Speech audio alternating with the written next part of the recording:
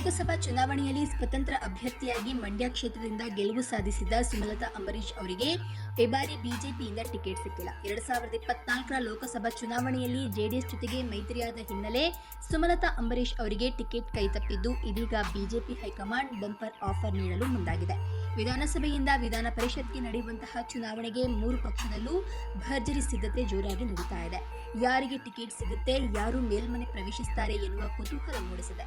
ಕಾಂಗ್ರೆಸ್ನಲ್ಲಿ 7 ಸ್ಥಾನಕ್ಕೆ ಆಕಾಂಕ್ಷಿ ಪಟ್ಟಿ ಹನುಮಂತನ ಬಾಲದಂತೆ ಇದ್ರೆ, ಇತ್ತ ಬಿಜೆಪಿ ತನ್ನ ಪಾಲಿನ 3 ಸ್ಥಾನಗಳಿಗೆ ಅಭ್ಯರ್ಥಿಗಳನ್ನು ಅಂತಿಮಗೊಳಿಸಿದೆ ಎನ್ನುವ ಮಾಹಿತಿ ತಿಳಿದು ಬಂದಿದೆ. ಮಂಡ್ಯ ಲೋಕಸಭಾ ಕ್ಷೇತ್ರವನ್ನ ತ್ಯಾಗ ಮಾಡಿದ್ದಕ್ಕೆ ಹೈಕಮಾಂಡ್ ಸುಮಲತಾ ಅವರನ್ನ ವಿಧಾನ ಪರಿಷತ್ ಆಯ್ಕೆ ಮಾಡಿದೆ ಅಂತ ಹೇಳಲಾಗ್ತಾ ಇದೆ.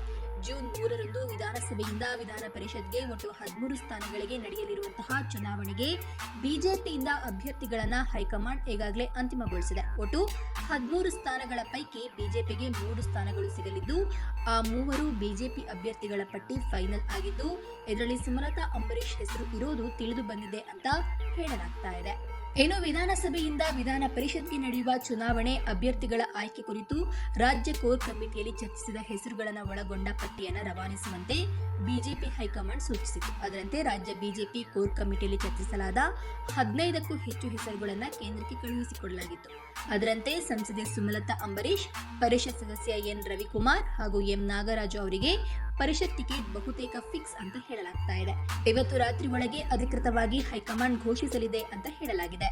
ಈ ಬಾರಿ ಮಂಡ್ಯ ಲೋಕಸಭಾ ಕ್ಷೇತ್ರದ ಟಿಕೆಟ್ಗಾಗಿ ಕೊನೆ ಕ್ಷಣದವರೆಗೂ ಸುಮಲತಾ ಅಂಬರೀಶ್ ಹೋರಾಟವನ್ನು ನಡೆಸಿದ್ರು.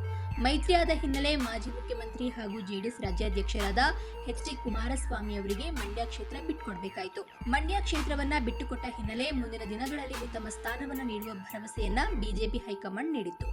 ಮಹಿಳೆಯರಿಗೆ ಪ್ರಾತಿನಿಧ್ಯ ನೀಡುವಂತೆಯೂ ರಾಜ್ಯ ನಾಯಕರು ಕೇಂದ್ರದ ಮುಖಂಡರಿಗೆ ಮನವಿಯನ್ನ ಮಾಡಿದ್ದಾರೆ. ಹೀಗಾಗಿ ಮಂಡ್ಯ ಕ್ಷೇತ್ರವನ್ನ ತ್ಯಾಗ ಮಾಡಿದ ಸುಮಲತಾ ಅಂಬರೀಶ್ ಹೆಸರು ಮುನ್ನೆಲೆಗೆ ಬಂದಿದೆ ಅಂತ ತಿಳಿದು ಬಂದಿದೆ.